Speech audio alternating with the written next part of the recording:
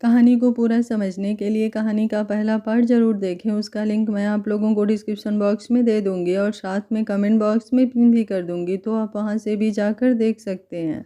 रुद्र के बारे में सारी बात जानकर गौरी रुद्र की तरफ देखती है। इस समय गौरी की आंखों में रुद्र के लिए मिक्स्ड इमोशंस थे।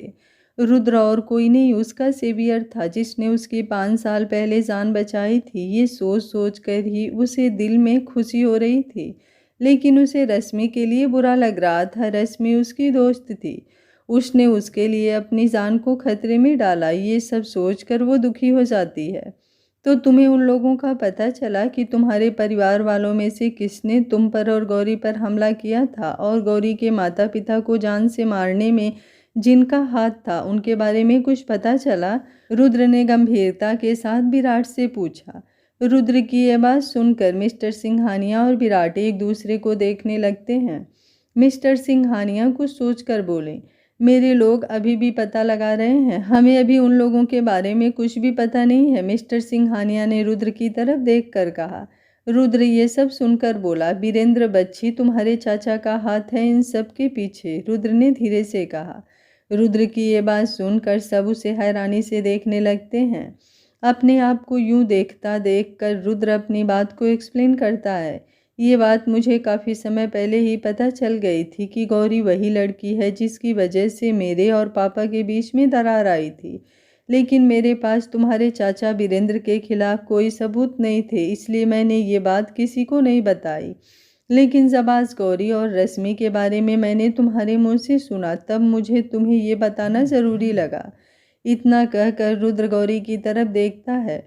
और तुम्हें याद है, मैंने तुमसे पूछा था कि तुम मुझे कभी छोड़कर तो नहीं जाओगी? तब गौरी को उस दिन की घटना याद आती है। वो याद आते ही गौरी बोली, तुम्हें डर था कि बचपन में तुमने मुझे चोट पहुंचाने की कोशिश की थी। अगर ये बात मुझे पता चलती तो मैं तुमसे नफरत कर दूंगी। गौरी ने काफ़ी धीरे से ये सब कहा था, लेकिन रुद्र के कानों में ये काफ़ी क्लियरली सुनाई दिया था। रुद्र हाँ में सर हिलाकर विराट की तरफ देखता है। मेरे पास तुम्हारे चाचा वीरेंद्र के सारे कारनामों के सबूत हैं। अभी कुछ देर पहले मेरे पास करण का फ़ोन आया था। उसने मुझे बताया कि तुम्हारे चाचा गैर कानूनी कामों में भी शामिल थे, और 5 साल पहले जब गौरी का किडनैप हुआ था उसमें भी तुम्हारे चाचा शामिल थे। और यही मेरा आखिरी मिशन था कि मैं तुम्हारे चाचा के खिलाफ सारे सबूत ढूंढूं। तुम्हारे चाचा ने हमारी कंपनी के साथ पार्टनरशिप कर रखी थी, जिसकी वजह से मुझे तुम्हारे चाचा के खिलाफ आसानी से सबूत मिल गए। लेकिन मुझे ठोस सबूत चाहिए था, और ठोस सबूत के लिए मुझे समय का इंतज़ार करना था। और आज जब करण का फ़ोन आया, तब करण ने मुझे बताया कि गौरी और रश्मि की किडनैपिंग के पीछे तुम्हारे चाचा का हाथ ही था, और मैंने अपने लोगों को वहां पर भेज दिया था रश्मि की जान बचाने के लिए। इसमें चिंता करने की कोई ज़रूरत नहीं है, रुद्र ने कहा। रुद्र की ये सारी बातें सुनकर विराट और गौरी थोड़े दोनों इमोशनल हो जाते हैं, क्योंकि रुद्र ने गौरी की जान भी बचा ली और अपने मिशन को भी कंप्लीट कर लिया। गौरी विराट की तरफ देखकर उसे जाकर गले से लगाकर कहती है, यही कारण था कि तुम मुझसे कह रहे थे कि मैं तुम पर भरोसा करूं, क्योंकि तुम नहीं चाहते थे कि कभी मुझ पर कोई खतरा मंडराए। तुम दुनिया के बेस्ट भाई हो। लेकिन इससे पहले, इतना कहकर वो रुद्र की तरफ देखकर कहती है, रश्मि को बचाना होगा। अब गौरी को पता चल गया था कि उसके मम्मी पापा इस दुनिया में नहीं हैं, और इन सब के पीछे उसके अपने खुद के सगे चाचा जी हैं, और उसका एक बड़ा भाई है। भले उन दोनों का खून का रिश्ता नहीं है, लेकिन तब भी विराट ने अपने बड़े भाई होने की ड्यूटी पूरी तरह से निभाई है। अब बारी गौरी की है कि वो अपने से जुड़े इंसान को खतरे में ना डाले। अब रश्मि को कैसे भी करके वहां से बचाना चाहती है। तभी रुद्र के फ़ोन पर किसी का फ़ोन आता है, तो रुद्र फ़ोन उठाकर बात करने लगता है।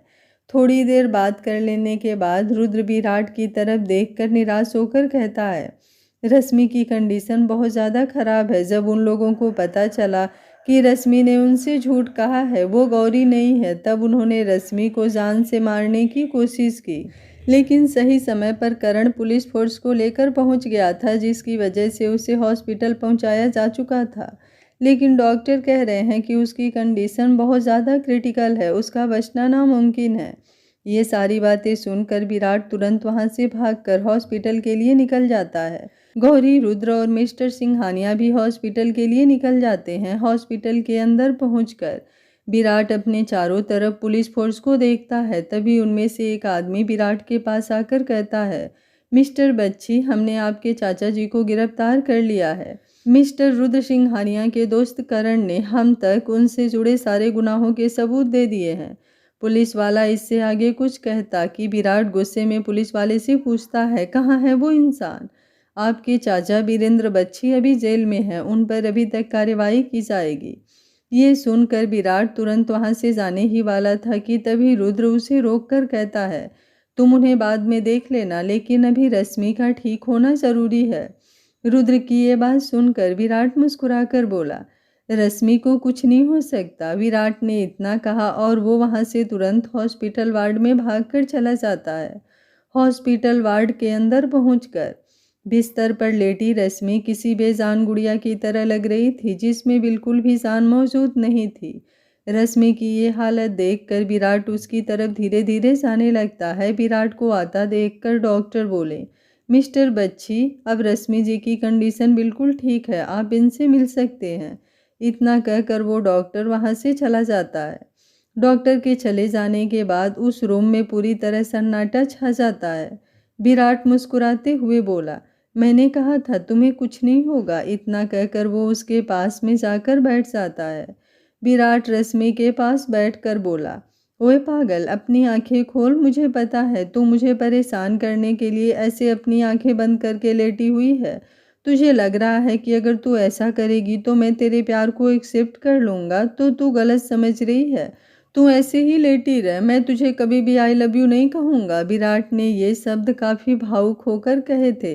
ये शब्द सुनकर बिस्तर पर लेटी रश्मि धीरे धीरे अपनी आंखें खोलकर धीरे से कहती है, मैंने कहा था ना कि मैं तेरे साथ मिलकर गौरी को हर किसी से बचा सकती हूँ। देख, और कुछ पल रुकी, फिर अपनी मध्यम आवाज में कहती है, तूने मुझे आई लव यू कहा है इडियट। इतना कहकर वो अपने चेहरे पर एक हल्की सी मुस्कुराहट लाती है।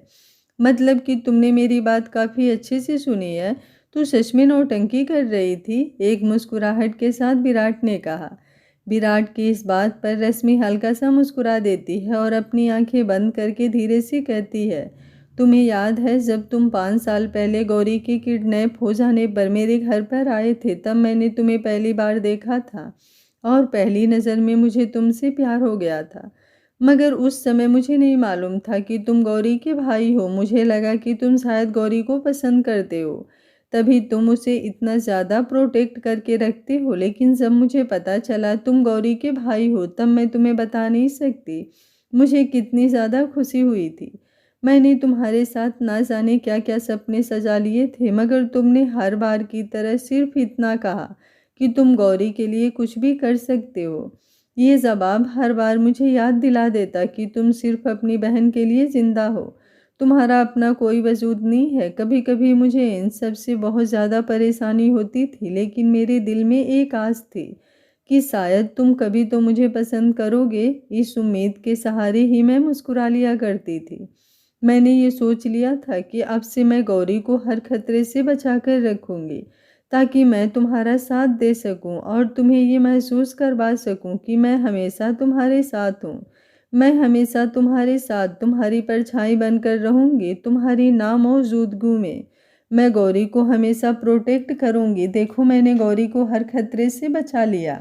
तुम्हारे चाचा जी ने मुझसे पूछा कि मैं एक अनाथ के लिए ऐसा क्यों कर रही हूँ, जिसका कोई वजूद ही नहीं है, और जिस परिवार में तुम अभी मौजूद हो और जिन परिवार की जिम्मेदारी तुम संभाल रहे हो, वो सब तो तुम्हारा है ही नहीं, वो सब तो गौरी का है। तब मैंने उन्हें क्या जवाब दिया पता है? मैंने उनसे कहा कि आप अपने भाई को पैसों के लिए मार सकते हैं, आप अपनी भाभी को पैसों के लिए मार सकते हैं, लेकिन विराट, जिसका गौरी से खून का रिश्ता तक नहीं है, वो अपनी बहन को बचाने के लिए अपना सब कुछ कुर्बान करने के लिए तैयार है। एक आप हो जो पैसों के लिए अपने ही खून के रिश्ते, अपने परिवार को खत्म करने के लिए तैयार हैं, और एक विराट है जो अपनी बहन की रक्षा करने के लिए उसे अपने आप से दूर करने के लिए भी तैयार हो गया। मेरे लिए तो सही मायने में बहन भाई का रिश्ता विराट और गौरी जैसा होना चाहिए। बिना किसी स्वार्थ के। विराट ने अपनी बहन की रक्षा की और ये साबित कर दिया कि खून का रिश्ता होना ही मायने नहीं रखता। कभी कभी खून के रिश्ते भी हमें बहुत दर्द दे जाते हैं जो हम कभी भुला नहीं सकते। और कभी कभी अनजान लोग जिनसे हमारा खून का रिश्ता भी नहीं होता, वो हमें ज़िंदगी जीने का सही मतलब सिखा जाते हैं। शायद यही कारण है कि मैं विराट को इतना ज़्यादा पसंद करती हूँ। रश्मि ने इतना कहा और उसने एक गहरी लंबी चुप्पी ले ली। उसने अपनी आंखें बंद करके ये सब कहा था क्योंकि वो दिल से ये सब कह रही थी। विराट रश्मि के मुंह से ये सब सुनकर उसे बस देखता रह जाता है। ये वो लड़की थी जिसने उसे बिना किसी स्वार्थ के प्यार किया। वो लड़की उसे 5 सालों से प्यार कर रही थी। उसे मालूम था कि विराट उसे एक्सेप्ट नहीं करेगा, लेकिन तब भी वो 5 सालों तक सिर्फ इस उम्मीद में उससे प्यार करती रही कि शायद एक दिन ऐसा आएगा जब विराट उसे एक्सेप्ट कर लेगा। इस उम्मीद में वो इतने सालों तक उसका इंतज़ार करती रही और गौरी की जान बचाने के लिए और विराट को ये साबित करने के लिए कि वो आगे चलकर उसके साथ कदम पर कदम मिलाकर गौरी की रक्षा कर सकती है, इसने अपनी जान तक को जोखिम में डाल दिया। ये लड़की ऐसी क्यों है? उसे अपनी ज़रा भी चिंता नहीं है कि अगर उसे कुछ हो जाता तो उसका क्या होता। विराट यही सब सोचकर बस उसे एकटक देखे जा रहा था। तुम जा सकते हो, रश्मि ने धीरे से कहा। बेशक उसकी आंखें बंद थी, लेकिन वो महसूस कर पा रही थी कि उसके पास में बैठा इंसान उसे ही देख रहा है और शायद उसके दिमाग में कई सारी बातें चल रही है। तभी उस कमरे में गौरी आती है। उसने भी विराट और रश्मि के बीच की बातें सुन ली थी। उसकी आंखों में इस समय आंसू थे क्योंकि एक उसकी दोस्त थी जिसने अपनी जान की परवाह किए बिना उसकी जान बचाई।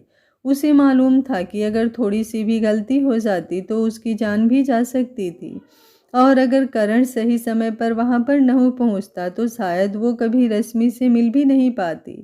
लेकिन तब भी उसकी दोस्त ने अपनी दोस्ती निभाई और वहीं दूसरी तरफ उसके भाई, जिसका उसे खून का रिश्ता ना होने पर भी उसके लिए अपने प्यार तक को छोड़ दिया, इस फिक्र में कि कहीं उसकी एक गलती की वजह से उसकी बहन खतरे में ना आ जाए। और उसके भाई ने अपने प्यार को भी अपने आप से दूर रखा। बेशक इस समय विराट की आंखों में प्यार साफ देखा जा सकता था, लेकिन अभी भी विराट ने रश्मि को साफ तौर पर ये नहीं बताया था कि वो उससे कितना प्यार करता है। गौरी चुपचाप से यही सब सोचती सोचती रश्मि के बिस्तर के पास आ जाती है। भाई, अब तो आप कम से कम रश्मि को एक्सेप्ट कर सकते हैं, क्योंकि अब चाचा जी भी जेल में हैं और अब मैं भी एकदम सुरक्षित हूँ और मुझे रुद्र कभी भी कुछ नहीं होने देगा। अब तो आप अपने दिल की बात रश्मि से कह सकते हैं।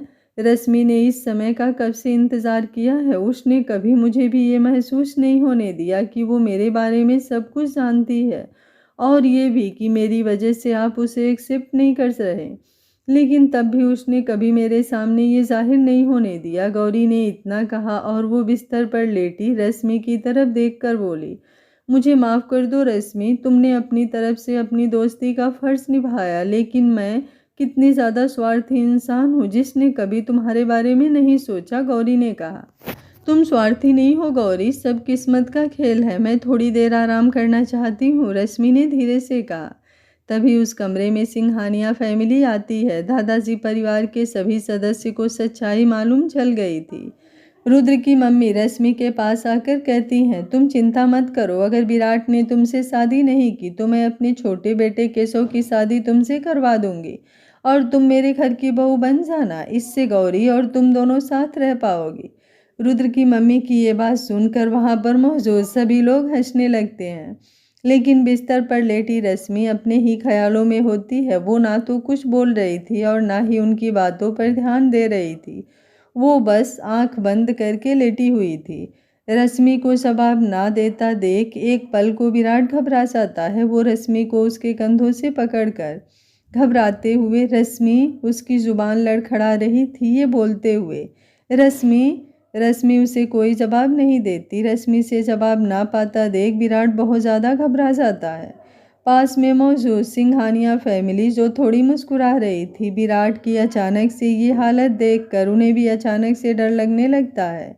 बिस्तर पर मौजूद रश्मि आंखें बंद कर लेटी हुई थी।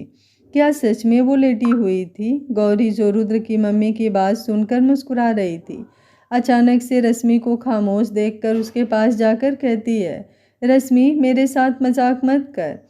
विराट घबरा कर बोला, तुझे मेरे मुंह से ये सुनना है ना कि मैं तुझसे प्यार करता हूँ कि नहीं?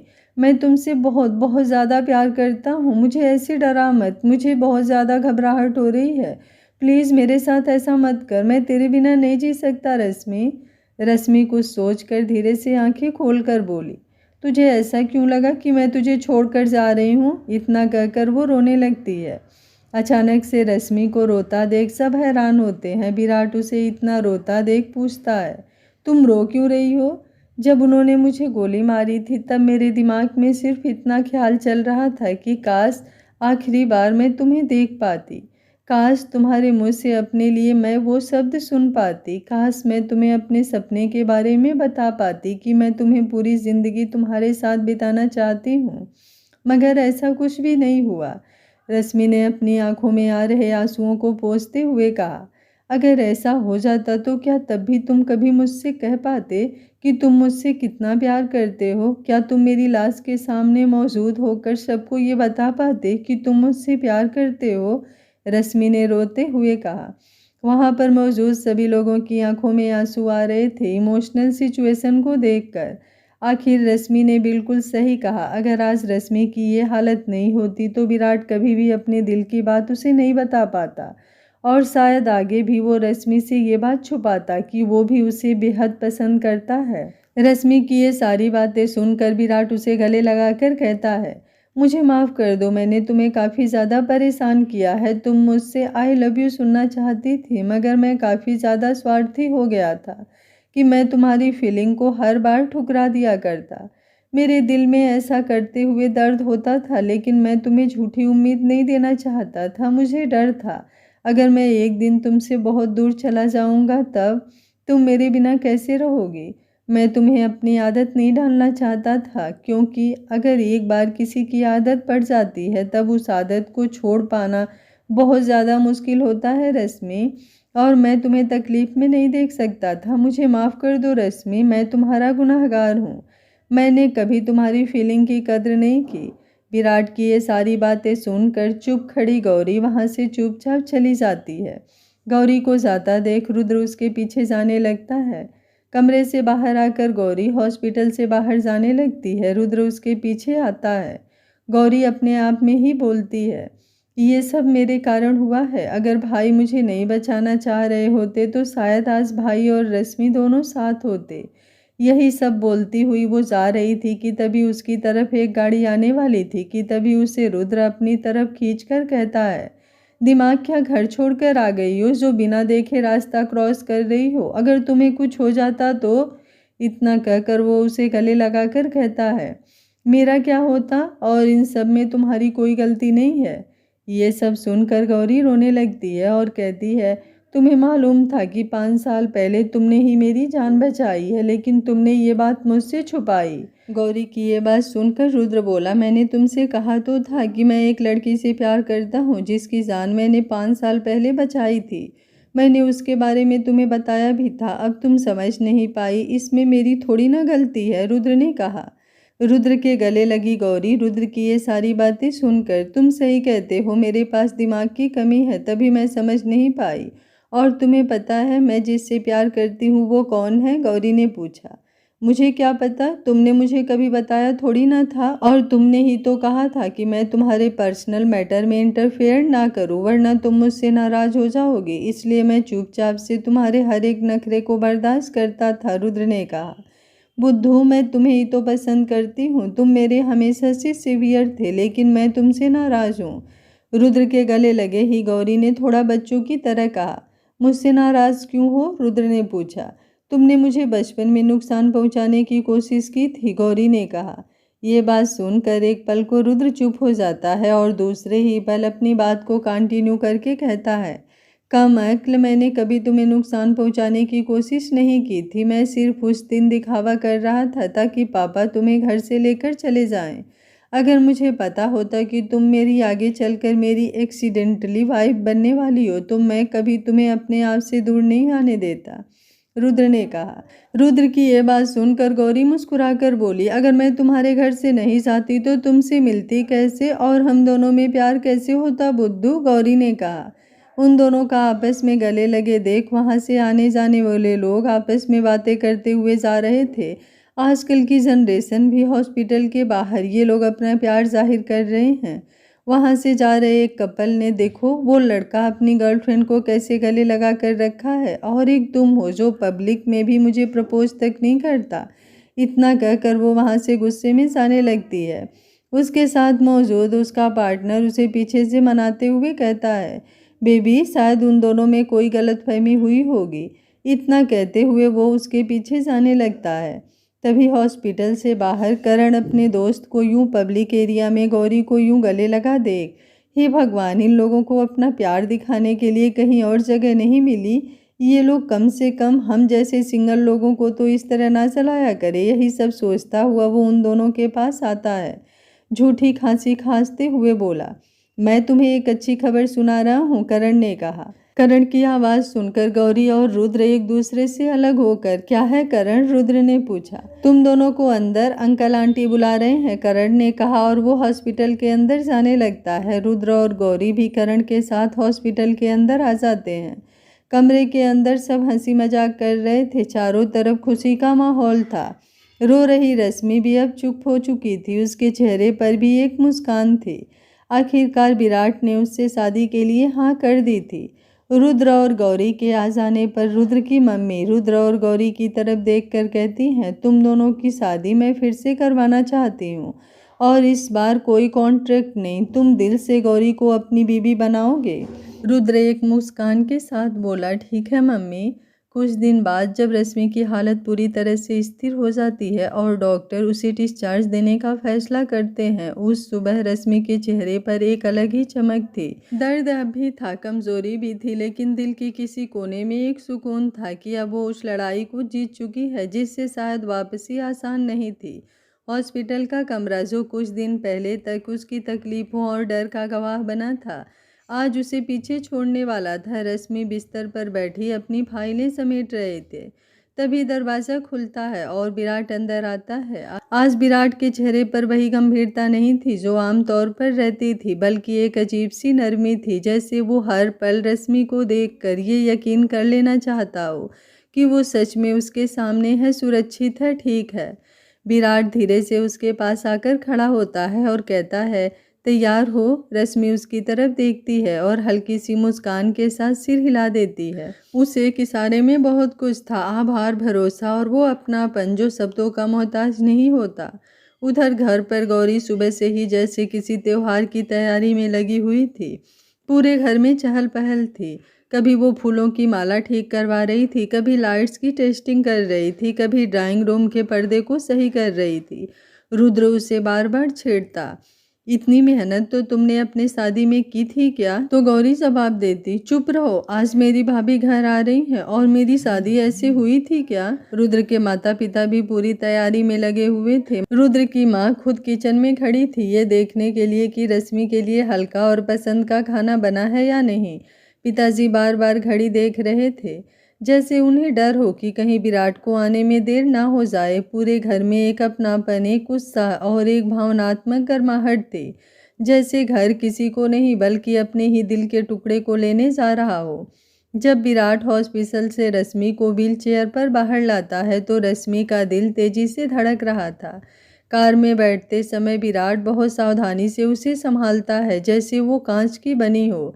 रास्ते भर रश्मि खामोश रहती है। बाहर की दुनिया, ट्रैफिक, लोग, सब कुछ वैसा ही था, लेकिन उसके अंदर सब कुछ बदल चुका था। कुछ देर बाद जब गाड़ी घर के सामने रुकती है और विराट कार का दरवाज़ा खोलता है, रश्मि की नज़र जैसे ही घर पर पड़ती है वो चौंक जाती है। पूरा घर दुल्हन की तरह सजा हुआ था। दरवाज़ों पर फूलों की झालरें, लाइट्स की नरम रोशनी, रंगोली और अंदर से आती खुशबू। रश्मि सवालिया नज़रों से विराट की तरफ देखती है, जैसे पूछ रही हो कि ये सब क्या है।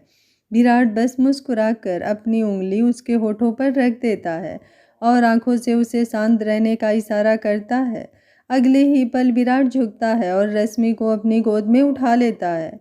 रश्मि घबरा जाती है। विराट, लेकिन उसकी आवाज़ में विरोध नहीं, बस हल्की सी झिझक होती है। विराट धीमे से कहता है, आज कुछ मत बोलो, बस भरोसा रखो। वो उसे उठाकर दरवाजे की तरफ बढ़ता है। जैसे ही दरवाजे पर पहुंचते हैं, सामने गौरी आरती की थाल लेकर खड़ी थी। उसके चेहरे पर वही शरारती मुस्कान, लेकिन आंखों में अपनापन और सम्मान। उसके पीछे पूरी फैमिली खड़ी होती है। रुद्र, उसके माता पिता, उसका भाई, सबकी आंखों में खुशी थी और गर्व साफ झलक रहा था। ये दृश्य देखते ही रश्मि की आंखें भर आती है। उसे लगता है जैसे उसने सिर्फ एक घर नहीं बल्कि एक पूरा परिवार पा लिया हो। गौरी आगे बढ़कर रश्मि की आरती उतारती है, बहुत ध्यान से, बहुत श्रद्धा से, जैसे वो सिर्फ एक रस्म नहीं निभा रही बल्कि दिल से उसे अपना रही हो। फिर मुस्कुराते हुए कहती है, आपका इस नए घर में आपका स्वागत है, मेरी होने वाली भाभी। ये कहते हुए वो रश्मि का माथा चूम लेती है। फिर शरारत भरे अंदाज में बोलती है, अब से हमारे बीच दोस्ती के रिश्ते से ज़्यादा ननद भाभी का रिश्ता रहेगा। और याद रखना, मैं तुम पर हुक्म चलाऊंगी, आखिर मैं तेरी ननद जो हूँ। उसकी बात सुनकर पूरा माहौल हंसी से भर जाता है। रश्मि भी पहली बार इतने दिनों बाद खिलखिलाकर हंस पड़ती है। उस हंसी में दर्द नहीं था, डर नहीं था, बस अपनापन था। विराट रश्मि को अंदर लेकर आता है और सोफे पर आराम से बैठाता है। सब लोग भी बैठ जाते हैं। माहौल बिल्कुल हल्का और घरेलू हो जाता है। कोई चाय के लिए पूछता है, कोई रश्मि की तबीयत के बारे में। रश्मि सबकी बातों का जवाब देती है, लेकिन उसकी नज़र बार बार विराट पर जाती है, जैसे वो यकीन करना चाहती हो कि ये सब सच है। कुछ देर बाद रुद्र के माता पिता एक दूसरे की तरफ देखते हैं, जैसे किसी फैसले पर पहुँचे हों। माँ हल्के से खांसती हैं और कहती हैं, हमें आप सबसे एक बात करनी है। माहौल अचानक थोड़ा गंभीर हो जाता है। वो आगे कहती हैं, हम लोग रुद्र और गौरी की शादी के साथ साथ विराट, तुम्हारी और रश्मि की शादी भी करना चाहते हैं। ये सुनते ही रश्मि की सांस जैसे अटक जाती है। रुद्र की माँ आगे कहती हैं, रश्मि, तुम मेरे लिए मेरी बेटी जैसी हो। भगवान ने मुझे बेटी का सुख नहीं दिया और मैं चाहती हूँ कि तुम्हारा कन्यादान मैं करूँ। तुम्हें कोई ऐतराज़ तो नहीं है बेटा? ये कहते हुए वो विराट और रश्मि दोनों की तरफ देखती हैं। रश्मि की आंखों से आंसू बहने लगते हैं। वो कुछ बोल ही नहीं पाती। उसके लिए ये सिर्फ शादी की बात नहीं थी, ये उस अपनापन की मुहर थी जिसका उसने कभी सपना भी नहीं देखा था। विराट उसका हाथ थाम लेता है, जैसे उसे हौसला दे रहा हो। रश्मि धीरे से सिर हिलाती है, उसकी आवाज़ कांप रही होती है, मुझे कोई ऐतराज़ नहीं है, ये मेरे लिए सौभाग्य की बात होगी। ये सुनते ही माँ उसे अपने सीने से लगा लेती हैं। पूरा कमरा भावुक हो जाता है। किसी की आंखें नम होती हैं, किसी के चेहरे पर सुकून की मुस्कान होती है। विराट बस खामोशी से ये सब देखता है, लेकिन उसके अंदर एक अजीब सा सुकून होता है, जैसे उसने सही वक्त पर सही इंसान का हाथ थाम लिया हो। उस दिन के बाद घर में शादी की तैयारियां शुरू हो जाती है। रश्मि अब धीरे धीरे ठीक हो रही थी। विराट हर छोटी बड़ी बात का ध्यान रखता, कभी उसे दवाई याद दिलाता, कभी उसके साथ देर तक बैठकर बातें करता। रश्मि को अब यह डर नहीं था कि उसके प्यार का जवाब नहीं मिलेगा। विराट अब अपने एहसास छुपाता नहीं था। उसकी हर छोटी हरकत में रश्मि के लिए फिक्र और प्यार साफ झलकता था। गौरी और रुद्र भी अपनी दुनिया में खुश थे। दोनों एक दूसरे को और ज़्यादा समझने लगे थे। गौरी कभी कभी रश्मि के पास आकर बैठ जाती और उससे अपनी शादी के सपनों की बातें करती, और रश्मि मुस्कुराते हुए सुनती, जैसे वो अपनी ही छोटी बहन की बातें सुन रही हो। घर में हंसी, शोर और प्यार का माहौल था। शादी के दिन दोनों शादियां एक साथ होती हैं। पूरा घर रोशनी से भर जाता है। रश्मि लाल जोड़े में जब मंडप में बैठती है तो उसकी आंखें नम होती हैं, लेकिन इस बार वो खुशी के आंसू होते हैं। विराट उसकी तरफ देखता है और उसे लगता है कि उसने सिर्फ एक पत्नी नहीं बल्कि अपनी पूरी दुनिया पा ली हो। रुद्र और गौरी भी साथ बैठे होते हैं, हाथों में हाथ डाले। जब रश्मि का कन्यादान होता है तो रुद्र की माँ की आंखों में आंसू बहते हैं, लेकिन चेहरे पर गर्व होता है। वो सच में उसे अपनी बेटी मान चुकी थी। शादी के हर रस्म के साथ रिश्ते और गहरे होते चले जाते हैं। शादी के बाद रश्मि जब नए घर में कदम रखती है तो उसे लगता है कि उसका इंतज़ार सच में ख़त्म हो गया। वो अब अकेली नहीं थी, उसके पास विराट था, एक परिवार था और वो प्यार था जिसके लिए उसने 5 साल इंतज़ार किया था। और उस रात जब वो विराट के साथ बैठी होती है तो पहली बार उसे लगता है कि कुछ सपने सच होने में वक्त लेते हैं, लेकिन जब सच होते हैं तो पूरी ज़िंदगी संवार देते हैं। शादी के कुछ समय बाद गौरी को पता चलता है कि वो जिस कंपनी में काम कर रही है वो कंपनी तो रुद्र की है। गौरी ये सुनकर अपने ऊपर ही हंसती है कि वो अपनी कंपनी में ही काम कर रही थी और गौरी शादी हो जाने के बाद एक खुशहाल जिंदगी जी रही थी। आखिरकार रश्मि का इंतज़ार खत्म हुआ और वो भी विराट के साथ खुशी खुशी रहती है। ये छोटी सी प्यारी सी कहानी आप सभी को कैसी लगी कमेंट बॉक्स में अपनी राय ज़रूर दीजिएगा। कहानी अच्छी लगी हो तो वीडियो को एक लाइक ज़रूर करिएगा। Thank you for watching. मिलते हैं किसी और अगली प्यारी सी कहानी के साथ। तब तक स्वस्थ रहिए, मस्त रहिए, अपना ख्याल रखते रहिए।